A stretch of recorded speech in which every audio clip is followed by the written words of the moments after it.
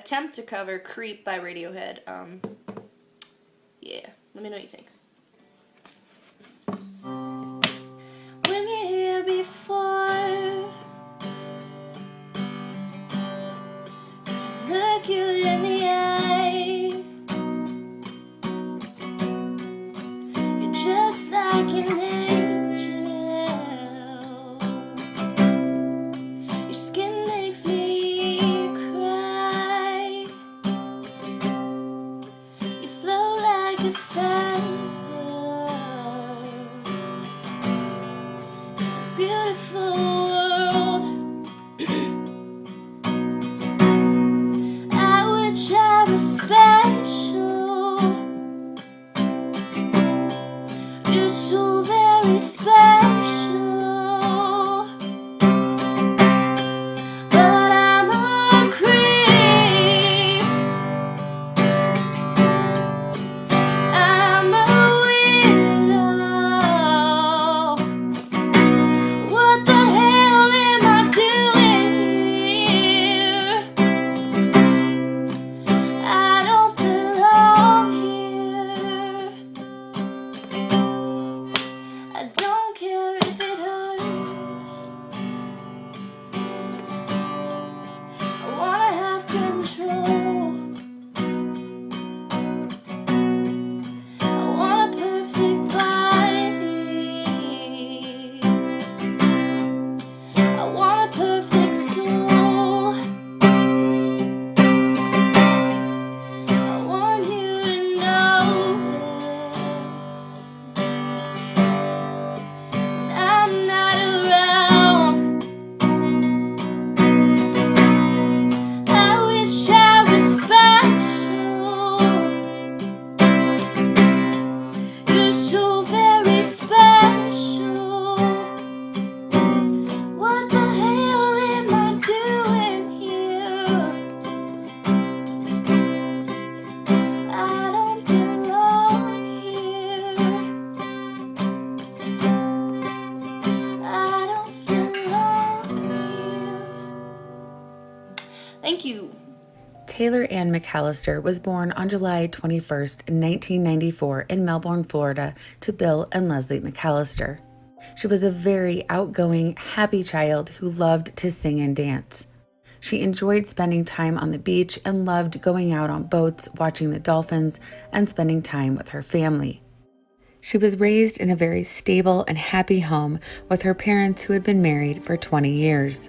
Taylor was the second oldest of 5 children and was very close to her siblings. Taylor and her sisters loved to do each other's hair and makeup and cuddle up together and watch movies. From a very young age, Taylor was extremely creative. She had an amazingly beautiful voice and a great sense of humor. She was very kind, compassionate, and loved to give hugs to her friends and family. She discovered her passion and talent in music at the age of 14 and taught herself how to play guitar. She loved to sing covers of songs and was always locking herself in a room working on learning new songs and would come out excited to play them for her family. What would I do without your smart mouth? Drawing me in and you kicking me out. Got my head spinning, no kidding, I can't pin you down. She had a way with people and had a very magnetic personality. When she was growing up, Taylor had a big heart and would ask her parents to bring people home when they needed help. In 2012, at the age of 18, Taylor moved out and fell into a bad crowd. She called her parents one day and admitted to them that she had began taking pills and told them that she was moving home so she could stop and get back on track. She moved home and got a job at a nearby restaurant. It was there that she fell in love with one of her coworkers. After dating for just a few months, they got married. Her new husband was in the Coast Guard and the two moved to Seattle. In 2013, Taylor and her husband found out that they were going to become the parents of twins. Since her husband was going to be leaving with the Coast Guard, her parents didn't want her to be alone and they moved her back to Florida for her pregnancy. During her prenatal care, Taylor was tested regularly and didn't use any drugs during her pregnancy with the twins. In March of 2014, Taylor gave birth to beautiful twin girls. After Taylor gave birth, she was prescribed Percocet for her C-section recovery.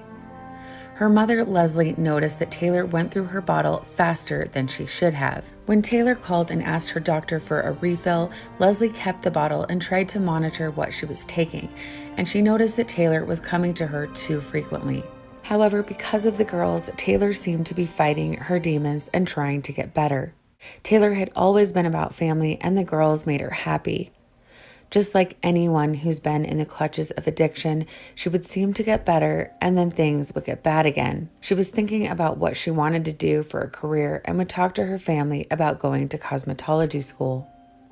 She entered rehab multiple times in efforts to get clean. Unfortunately, Taylor had fallen back in with a bad crowd again. Her parents had tried to control the situation, but Taylor was an adult and they were fighting a losing battle. They were taking Taylor to rehab, trying to move her to different parts of Florida to get away from her group of friends, and nothing seemed to be working. In August of 2016, Taylor began to spiral. She and her husband moved out of her parents' home, and they were living in their car. Bill and Leslie and Taylor's in-laws both took care of their twin daughters. Taylor had moved from pills to much harder drugs and was alternating between living in her car and different hotels. Around September of 2016, a supposed friend of Taylor's introduced her to Backpage. Backpage was a website that at the time was the biggest marketplace for buying and selling sex. It was seized by the FBI in 2018. The friend was grooming Taylor and was trying to make it sound more innocent than it was. She told Taylor that all she had to do was model some swimsuits for older men and that they would buy her the swimsuit and various other things. Through this unfortunate avenue, Taylor met 52-year-old Robert Butler III. Robert Butler is one of the wealthy heirs to a well-known local flooring chain that has 15 locations throughout the Tampa Bay area. Robert went by Birdie and was no stranger to the law. His lengthy criminal history includes aggravated assault, battery, false imprisonment, and multiple drug charges. He was also connected to the overdose of an underage female. Butler also had a 35-year-old live-in drug dealer named Deontay Baker. Butler quickly became enamored and possessive of Taylor. She no longer did Backpage as she was now Butler's as far as he was concerned. He allegedly provided pills, money, and clothes to Taylor, and by November of 2016, she had moved into his $500,000 lake home in an affluent neighborhood in Palm Harbor. According to Taylor's friends, Butler quickly became completely obsessed with her and used her drug dependency and the living arrangements to control her every move. He cut her off from all of her remaining friends, and she was rarely able to leave his home. Her friends also said that Butler allegedly had an explosive temper and that if they were talking to Taylor on the phone when he returned home, Taylor would start to panic, stating, he's home, and disconnect the call. Her friends stated that they would come by the house and try to get in to see her, but Butler was very protective of who could see Taylor. He would allegedly keep them out in the driveway. One friend stated that she would use an excuse to ask to use the bathroom to try to get in and talk to her. There were times that Taylor said that she was scared and that she really wanted to leave, but they couldn't get her to leave with them. His live-in drug dealer, Deontay Baker, moved out of Butler's house in the beginning of December, leaving Butler and Taylor in the house alone. During this time, Taylor's family was unable to reach her. Taylor's mother, Leslie, described the last time she ever heard from her daughter. And we heard from Taylor was she texted me on my birthday, which is September 2nd. And just to show how just naive and childlike Taylor was, is she texted me and she said, "Happy birthday, Mommy. I know you're mad at me. I love you so much." And I mean, 22 years old, and just she still called me Mommy. And that kills me. And that's the last text that we ever got. On the morning of Thursday, December 22nd, 2016, the weather in St. Petersburg, Florida was a sunny 70 degrees. A retired sanitation worker was walking through a residential area near the 2100 block of 63rd Avenue South, picking up cans, when he saw a female body laying in a grassy, sandy pathway behind the houses. The female was obviously dead and was wearing a t-shirt that was pulled up underneath her chin. Her legs were spread and she had been run over. The tire marks were imprinted on her skin. Her lifeless body was covered in dark bruises and cuts. Taylor's parents, Bill and Leslie, both recall in vivid detail the day that changed their lives forever. Christmas was right around the corner, and it was Taylor's favorite holiday. Kids were on Christmas break from school, and families were scrambling to finish last-minute holiday preparations. Taylor's mother, Leslie, was at work as a paramedic that morning when she got the news. So on December 22nd, 2016, I was at work and my husband was at home, and it was Christmas break. So our youngest children were home. And it was about 11:30 in the afternoon, and I got a phone call, and I was asked to come up to my boss's office. And so when I walked in, I saw my coworkers in there, my bosses, and a lady and a gentleman that I'd never met in my entire life, and they had black jackets on, like long windbreaker jackets.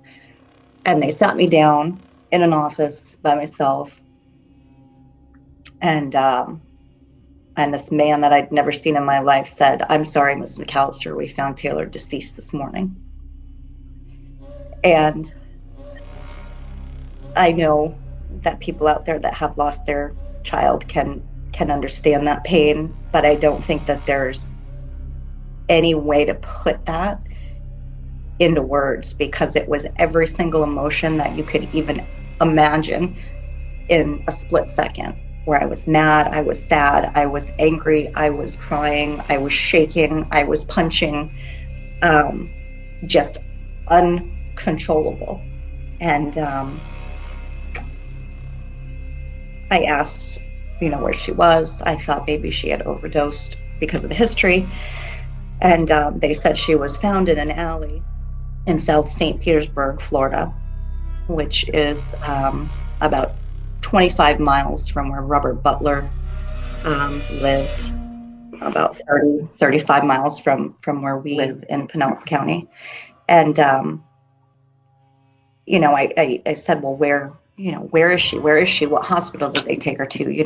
What is happening? And they said, she's not at the hospital. She's still in the alley. And they told me they found her at about 6:50, 7 o'clock. Someone had called and said that there's a body in an alley. And so I became so angry because they told me they were treating it as a homicide right from the start. So my first question was, what, is there a gunshot? Is there a stab? What do you mean homicide? And they said, well, there's no obvious signs of trauma. However, with the scene, we're treating this as a homicide. And it's 12 in the afternoon. And so I was just so angry that they left my baby is still laying in this alley. Taylor's father, Bill McAllister, was at home that morning and received the news at the same time. So I was at home. I was out in the front lawn, and our road was the road that we lived on at the time was a road that nobody would really go down there unless you lived there or somebody was visiting. There was no reason. It was a one way in, one way out kind of type area. And anybody that came down, all the neighbors kind of knew what cars should be there. So when I saw this it was like a black sedan, and it kind of slowly crept down the road. Like you could tell it was looking for an address, and then it saw ours. And for me, and I guess to put it in somewhat of a perspective is, if you watch a movie and you see certain scenes that just turn into slow motion, that's how I remember it happening, because I knew that car wasn't there. They didn't live there. I knew, the way it was driving. And then when it stopped at the end of the driveway and you see two detectives get out, and as they turn, you see St. Petersburg police, you know that it's not good. And it's a horrible, horrible feeling to see that, because what goes through your mind is what would go through anybody's mind, is something bad is about to be told to me. And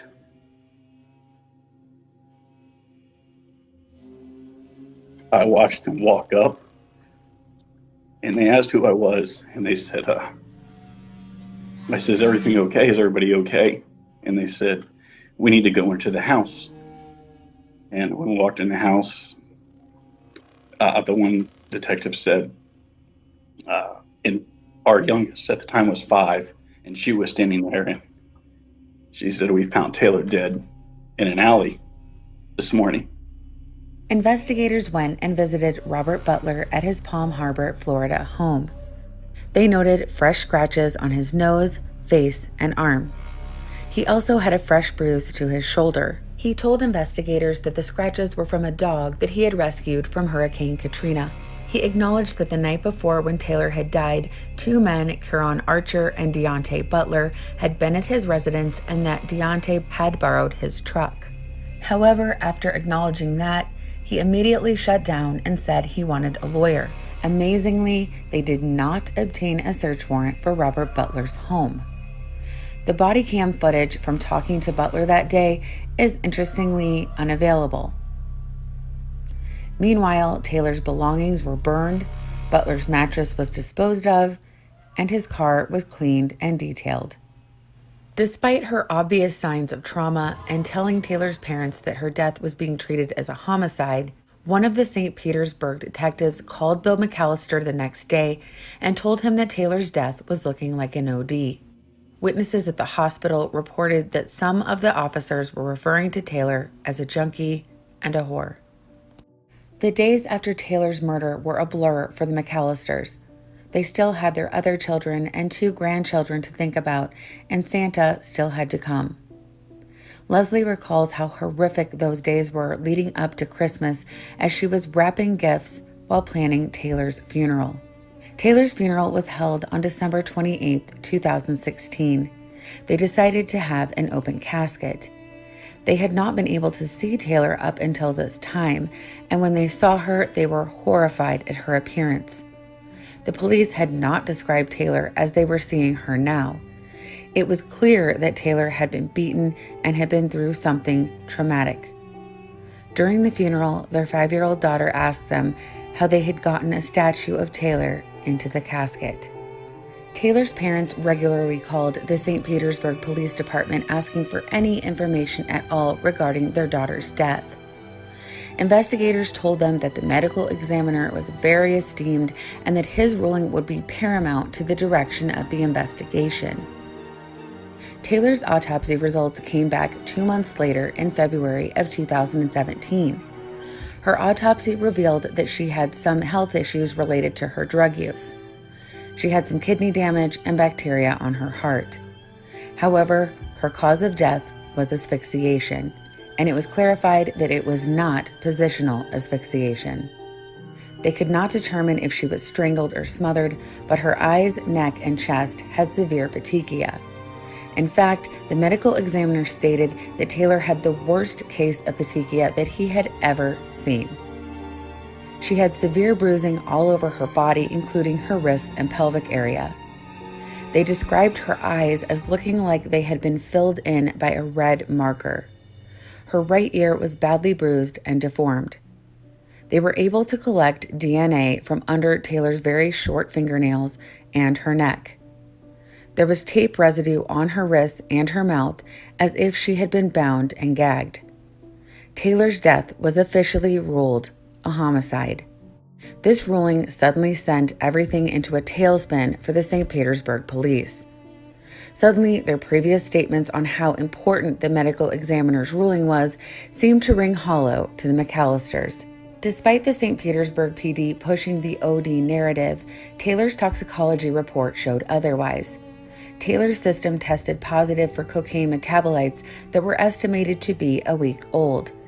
Taylor was not high on drugs when she was brutally murdered. As things progressed and statements were taken, a story started to emerge about the events of December 21st and 22nd, 2016. During the investigation of Taylor's death, investigators were combing through cell phone records and noticed the extremely large amount of burner numbers and untraceable throwaway phones. This led to a deeper look into Robert Butler's finances.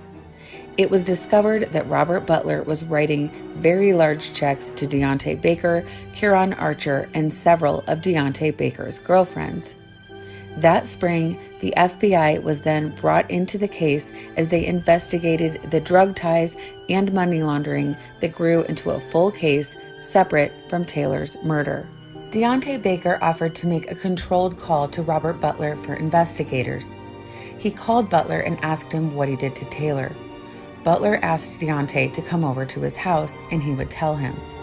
However, investigators wouldn't let him go to Butler's home, and whether or not Butler would have confessed to Deontay will never be known.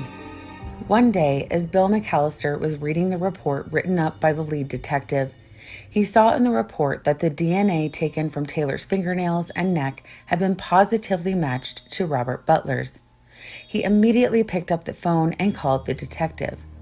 Allegedly, despite having written the findings in the report himself, the detective denied that the DNA was a match. In disbelief, Bill took his phone and actually took a photo of the sentence in the report that talked about the DNA and sent it over to the detective. After seeing the photo, the detective allegedly stated in essence that he had a lot of cases on his desk and couldn't be expected to remember every detail of every case. On August 3rd, 2017, smack dab in the middle of Taylor's homicide investigation, the St. Petersburg Chief of Police, Chief Holloway, was photographed with a 94-year-old local man after they had gifted him a bike. Standing directly to his left in the photo is Robert Butler III's attorney, Kevin Hazlett. Meanwhile, Taylor's friends and family were growing increasingly frustrated. Months went by and nothing seemed to be progressing. Then, on December 12, 2017, almost a full year after Taylor's murder, investigators went back to question Kieran Archer, Deontay Baker, and Robert Butler III. They finally executed a search warrant on Robert Butler's home and took a statement from him as well. The cold casualness and odd familiarity with the three men during their police interviews is disturbing in many people's opinions. The first statement was taken from Deontay Baker at 9:56 a.m. Deontay stated that on December 21st, 2016, he had been at Robert Butler's house earlier in the day and did not see Taylor. He claimed that he left the house around 7 p.m. and went partying with Kieran Archer and a guy named Bo. He claimed that while they were out, Robert Butler called and told them that they needed to come to the house and take Taylor to the hospital. He stated that when they got to Butler's house, Butler was wearing only boxer shorts and Taylor was naked in Robert's bed. She had urinated on herself and was moaning in pain. Regular? Yeah. Talked before. You need a drink? No, I'm good. You good? Okay. This is Detective Newwing. We're friends with Chris, so we want to make this clear up. Obviously, what happened. So we just need to get cleared up so it's done with us, it's done with you, and everybody moves on with their lives. Yeah. Okay? After the detective's initial extremely sensitive statements, Deontay goes on to say that Q put Taylor in Butler's truck and Deontay was driving in his own car separately. You can see that, that it was wet, right. And I'm like, man, I ain't smell it. I'm not fucking touching them. Right. You know what I'm saying? So, Q said, and no, I guess he know, like, he was acting like, like he know medical, you know what I'm saying? And oh, shit so you like tried that. To help her? Yeah, trying to help her and shit, but every time, like, he would, like, touch her arm, she would just be like, ouch, ouch, you know what I'm saying? So she was talking? Yeah, she was talking, she was, she was just saying, ouch, it hurts, you know what I'm saying? So, Q was like, damn, Bert, man, we should just call the ambulance and, you know what I'm saying, have the ambulance come get her. You know what I'm saying? If you're going to take her to the hospital, Bert said you can use his truck, you know what I'm saying, to take her. So Q picked her up, you know what I'm saying, and it was like another like a sheet that he laid across like the back seat of the truck. He picked her up, you know what I'm saying. They laid her on the back seat of the truck, and he spurred off. I went back in there and I told Bert, I said, man, what's up, man? You coming? I said, man. He said that after they passed the bridge, Q called him and told him that Taylor had defecated in the back of the truck and that he didn't think that she was breathing. He said that he then called Robert Butler and told him that Taylor had died in his truck, and Butler told them that they couldn't bring her back to the house and they needed to get rid of her. Deontay stated that the men then all started to panic and decided to find a place to dump her body. After they dumped Taylor's body in the grass alley behind the houses, they returned to Robert Butler's home. They called Baker's girlfriend to come help clean up, went to the store to buy supplies, and came back and destroyed the evidence. He stated that Butler boxed up Taylor's belongings and got rid of them. During the interview, Deontay also admits that the following day, he and others returned to the house to detail Butler's truck and clean up any trace of what happened when Taylor died. It's worth noting that the second day that they came back to dispose of evidence at Butler's home and get rid of his surveillance footage was after the cops had stopped by without a search warrant. At 48 minutes into the interview, the detective makes an interesting statement and refers to them as, quote, taking the body, and then quickly changes that to, quote, leaving her in the alley. Whether or not that's an innocent slip-up or acknowledgement of something else is unknown. I can't tell you what you said. That's the problem, because you gotta say it. But you remembered everything in detail right up to this one point. It was 2 days later. You know what I'm saying? When everything happened. But you shouldn't be scared to tell this part of the story. The cleanup part is understandable. And again, you got put in a bad position by somebody else. So the cleanup part, if you were scared of anything, it would be leaving her in the alley. But you already told the truth about that. So tell us the truth about how this stuff got cleaned up. At 1 p.m. the same day, detectives showed up at the school that Kieran Archer worked at and put him in handcuffs in front of the principal and the students. When Q is brought down to the station for his interview, he's distraught and crying over the students seeing him placed in cuffs. The way they seem to be comforting and babying Q in this interview is yet another bizarre piece in the investigation. Kieran's version of what happened that night is different than Deontay's in some areas. Kieran says that they were discussing taking her to rehab when they arrived and saw her in the state that she was in, and Deontay never mentioned anything about rehab. Deontay had said in his interview that they laid Taylor down in the back seat. Q also said that they laid her down, but then quickly changed it to they sat her up in the back seat. He also stated that it was Deontay who was driving Butler's truck when they left Taylor in the alley and ran her over as they drove away. During Q's statement, instead of asking open-ended questions, the detectives are seemingly guiding him through his answers, almost as if they are wanting him to answer a specific way on whether or not Taylor was alive when she left the home. How does the girl get from the bed to inside the truck? And she's still alive, right? Mm-hmm. Okay, all right. So if she's alive, does she walk at all, or who carries her? Do you carry her? No. Okay, does Dee carry her? Does Dee carry her? It's not bad carrying somebody. It's she's alive, right? Yes. Okay, so she's obviously too high on drugs to walk herself, right? So somebody's got to carry her, right? Nobody's in trouble, right? To carry a girl who's alive to a truck, right? Mm-hmm. Okay, so who carries her to the truck? Does Dee carry her to a truck, or does that other guy carry her to a truck? Or does Bert? No, Bert didn't do anything, did he? He was sitting there just like Freaking out. yeah, but he wasn't freaking out. He was because he was smoking a cigarette, so he thinks he's freaked out. But it's just I heard the person carrying her to the truck wanted to rush her to get her to the hospital. everybody. I didn't want nothing to do with it. Was anybody? It ain't your fault. You ended up in a position there. Yes. Somebody else put you in that predicament, but you're trying to do the right thing, weren't you?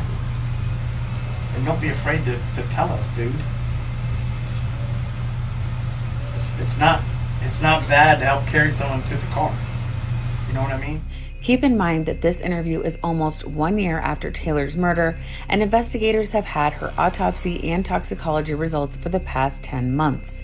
They are well aware that Taylor was not high on drugs when she was murdered and that she did not OD. So why the detective is continuing that line of questioning and saying that she was too high to walk to the car doesn't seem to make any sense. Q also slips up and states that there were 4 men there that night and then catches himself and changes it back to 3. Shockingly, there's really no follow-up on this, even though he had just spent a large portion of the interview lying to them about the 3rd man. It is later revealed that there were actually 5 men that allegedly showed up at Butler's house that night. The other 3 men have never been charged. Some of them have never even been questioned. Later that day, investigators went to Robert Butler's home and questioned him as the search warrant was finally executed. Obviously, as the men had admitted that all evidence was destroyed in the days after Taylor's murder, there wasn't anything to find. The detective starts off by making an excuse for how long it's taken by saying to Butler that they had to wait for the autopsy and toxicology to come back, even though it's been almost a year since her murder. Butler, who seems to have an aversion to pants, begins his rambling, inconsistent statement about what happened to Taylor that night. So you thought she was going through withdrawal, so you called Deontay. Well, no, they were already here, and I said, hey, come check it out. I said, what do I do? And I called the cops. Right. And whatever, what do we do? And then he thought it was best that he take her to the hospital instead of calling. So they were taking her to the hospital. Yeah. So she was alive when she left you? Yes. Okay. Where was she when back in the room. In the bedroom? Yeah. In your bed, right? Yeah. Okay. What was she wearing? I don't remember. Okay. Had she been sick in the bed, thrown up, gone to the bathroom? I think she did take a leak in there. You think she took a leak in the bed? Okay. Do you remember who was here? Who was with Deontay? Q. Q was here? I think it was another Q. What about another guy?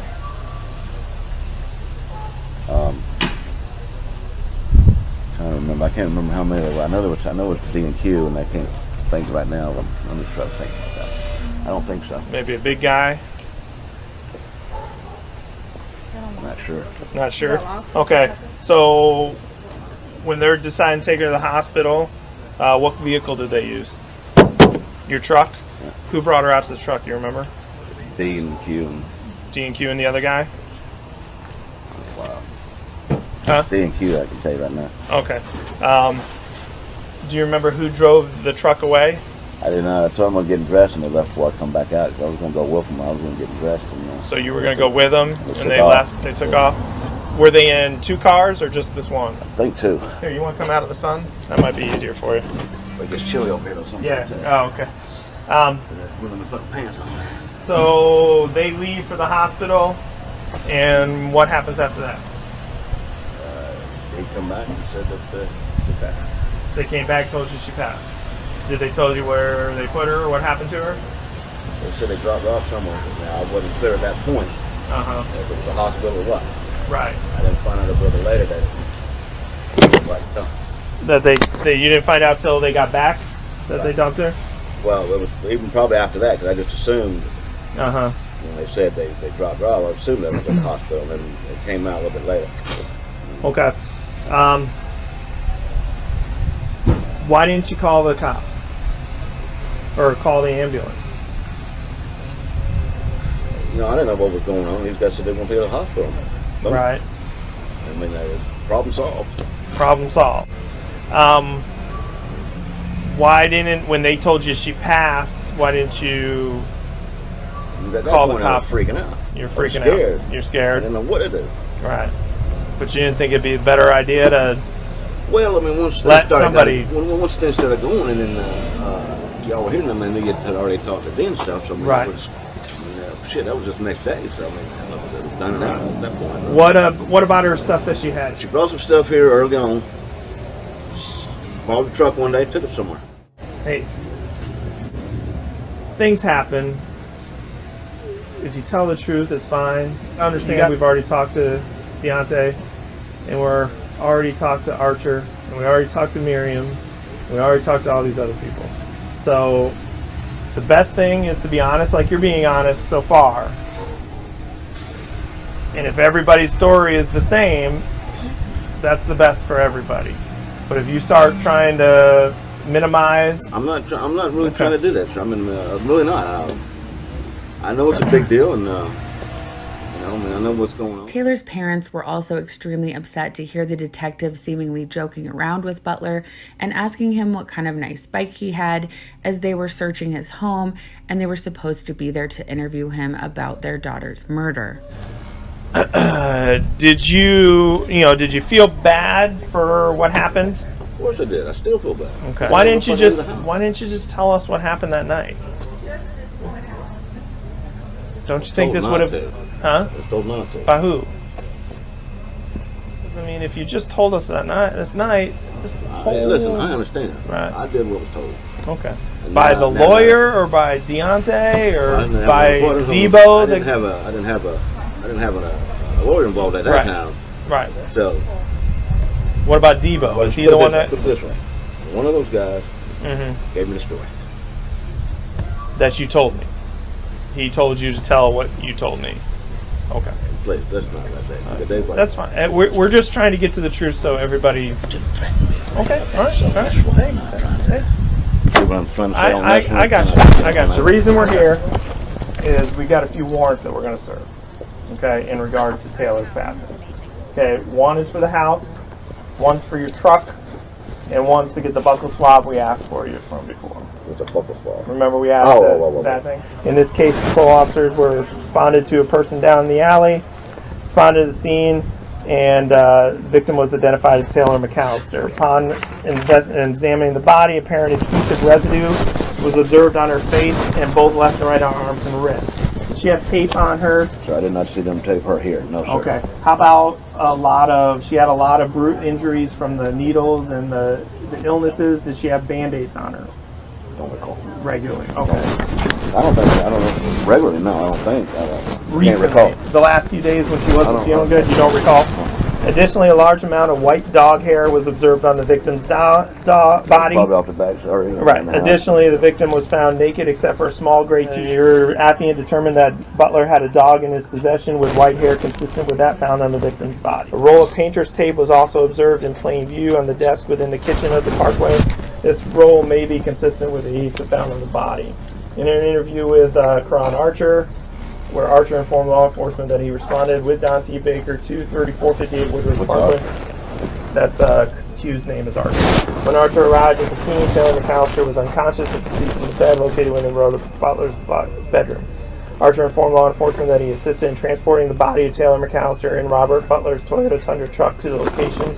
The body was later discovered in St. Petersburg, Florida. Who said that we were going to do that? Archer did. During an interview of Baker on December 23rd, he informed law enforcement. He informed that he had been summoned up to the residence by Robert Butler to help with a situation involving Taylor McAllister. When Baker arrived at 3458 Parkway, McAllister was already appeared to be unconscious or deceased in the bed. He informed law enforcement that Butler requested they take care of it. The Baker admitted he assisted in placing Taylor McAllister's body in Robert Butler's Toyota truck and then followed the truck until they got separated. Baker informed law enforcement that Karan Archer was operating the Tundra. Your affiant reviewed phone records of Deontay Baker and determined that he was in the area of 2101 63rd Avenue, South St. Petersburg, Florida, where the body was discovered.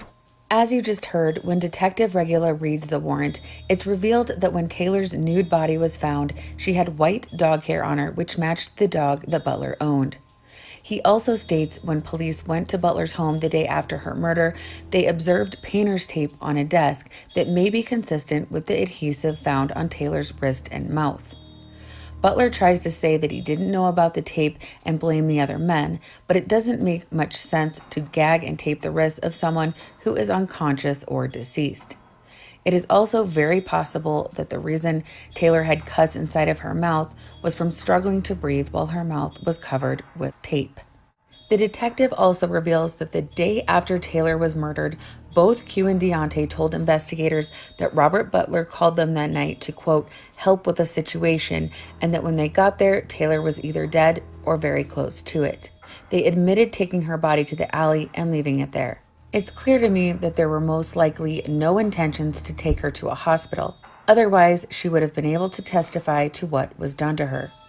What's worse is that the detective brings up the large amount of bruising that Taylor had and tries to insert it as fact through their conversation that Taylor had bruising from being sick and using drugs. It appears as if the St. Pete Police Department is basically ignoring the autopsy and toxicology reports and strangely trying to continue the OD narrative. Detective Regula refers to Taylor as being a body when the men arrived at least 3 times. So with all of that information, why are they just coming to Robert Butler's residence a year later, and why were no arrests made in her murder? Around 50 minutes into the interview, it abruptly cuts off, and again, the rest of the interview is interestingly unavailable. It seems like a strange coincidence that the statement cuts off right after the detective informs Butler that they have a warrant to obtain a cheek swab, even though they've already matched Butler's DNA to the samples taken from under Taylor's fingernails and neck through a CODIS hit. When Butler inquires for more information on the DNA hit, the interview suddenly stops. Deontay Baker, Kieran Archer, and Robert Butler were all charged with failure to report a death, which is a misdemeanor in the state of Florida. Butler was also charged with possession of marijuana and felon in possession of ammunition. 2 of Deontay Baker's girlfriends, Miriam and Khadijah, who helped clean up the crime scene afterwards, were arrested for money laundering. Even though they openly admitted to tampering with evidence after Taylor died by burning their clothes, disposing of the mattress, and destroying the surveillance tapes, they were never charged for that crime. Despite claiming that they repeatedly told Butler to call 911, none of the other men tried to get any help for Taylor. They drove past all of the hospitals, disposed of her body, posed her in a degrading manner, ran her over, and then destroyed evidence to cover up their crimes. They also stated that the third man, Bo, threatened all of them if they didn't stick to the story that Taylor OD'd. In my personal opinion, this suggests that they knew what Butler had done to her and that there is a strong likelihood that Taylor was dead when they removed her from Butler's home. In addition to that, the 3 of them have too many discrepancies on how she appeared and how she was behaving when they arrived at Butler's home. You would think that if they were telling the truth, they would all have very similar accounts of the state that Taylor was in. However, they have descriptions varying from her being pretty much comatose, to flailing around, to yelling ouch, to swearing and refusing to take a cab. I think the discrepancies are explained by the fact that they are lying and that they're trying to stick to the story but didn't iron out certain details before being questioned. Investigators allegedly went to take a statement from Bo, who was the third man there that night. According to Q, Deontay, and Butler, Bo had been the person that moved Taylor from the house to the truck and then from the truck to the alley. Investigators met Bo at a gas station, and the interview was recorded on one of their cell phones. They later stated that the interview was accidentally lost. 2 weeks after their arrests, Deontay Baker reached out to Leslie and Bill McAllister and apologized. Leslie asked him if she could come talk to him in jail about what happened to Taylor, and he agreed.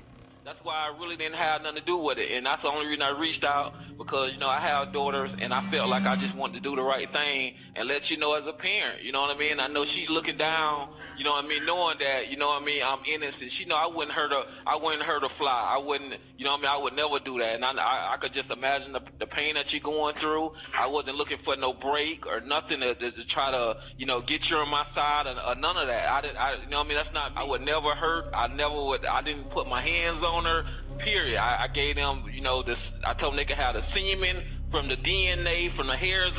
I told them, I said, you know, take anything you need from me. I'm going to tell you the truth. Archer lied to them. You know, Bert lied, told him he hadn't seen her for, you know, 4 or 5 days in the beginning. I thought I was going to do the right thing and say, hey, you know what? You know, this female, she belongs to someone. I'm going to lay it all out on the table. And, you know what I mean? That's exactly, you know, what I did. You know what I mean? And, you know, the detective wasted his time, you know, sitting outside, you know, because he was sharp and, you know, just wasting long hours, 1,000 hours, trying to get confidential informants to buy drugs from me, trying to do all that unnecessary stuff instead of getting to the point. If you'd have told me what I was coming up there for, I would never have went.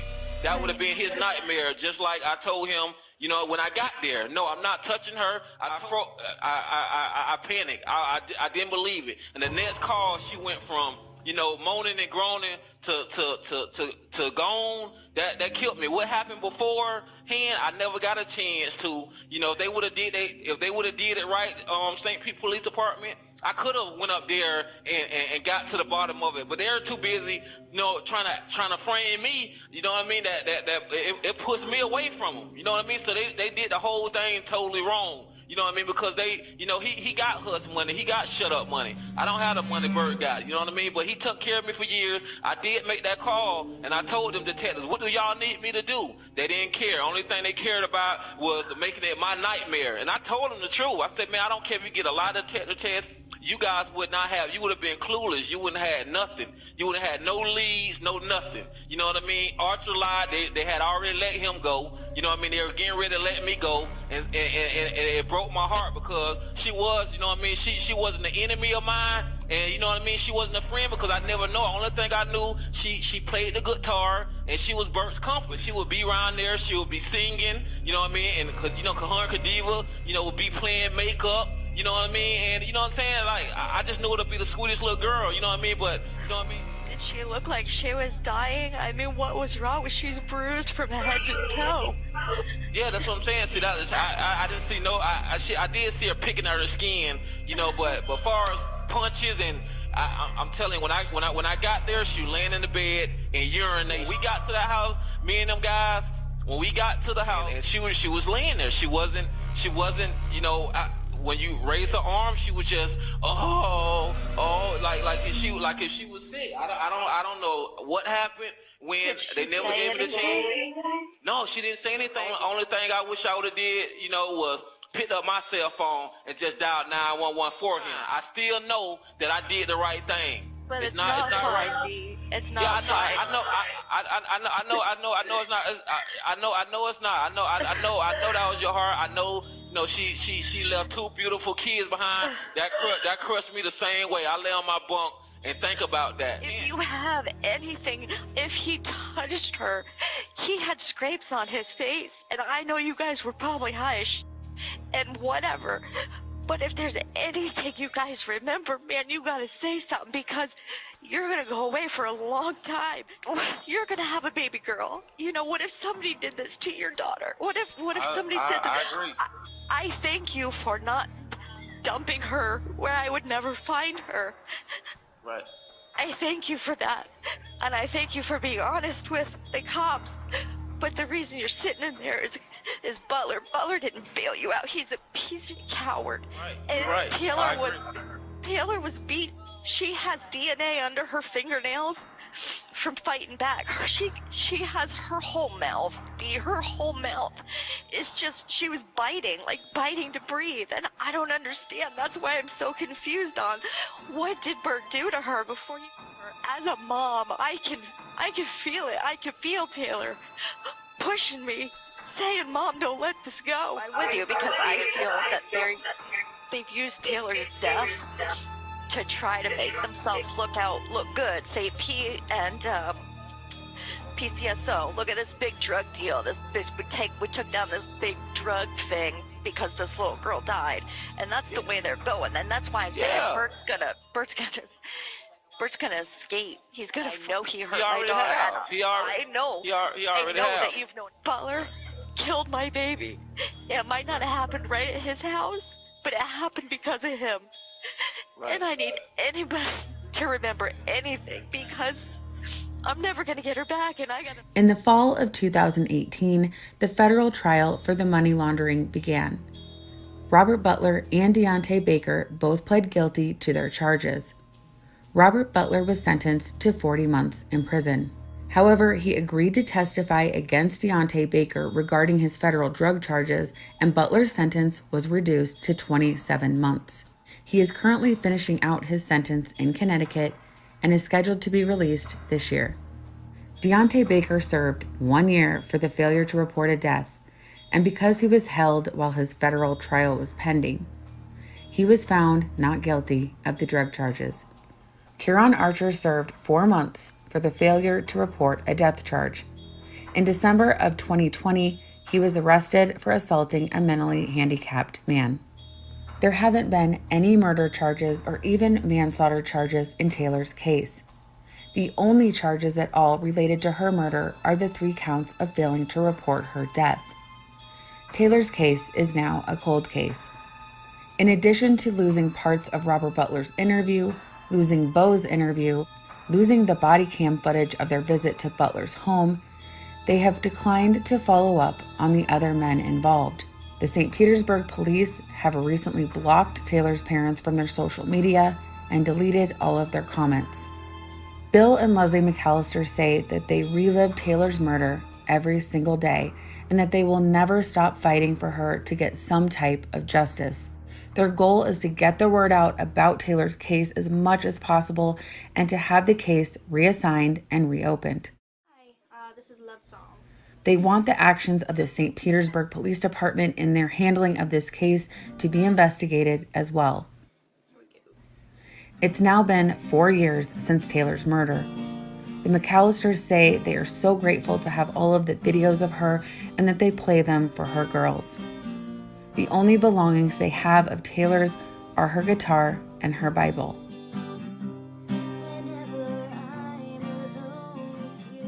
If you'd like to help Taylor's family in their fight for justice, all of the links are in the description below. For more discussion on this case and others, please join us every week for True Crime and White Wednesdays, only available in Patreon.